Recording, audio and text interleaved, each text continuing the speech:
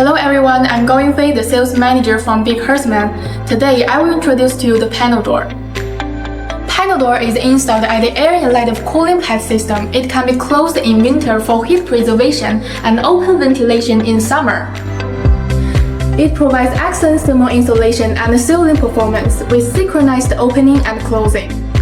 Designed for optimal airflow, the gable insulation doors can open up to 90 degrees, ensuring no dead zones in ventilation.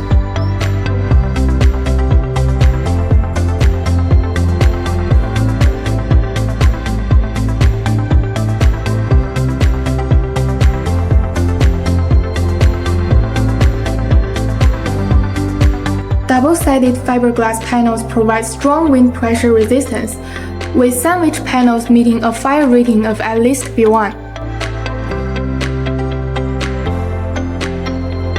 We offer 5 models of panel doors selectable based on different opening heights.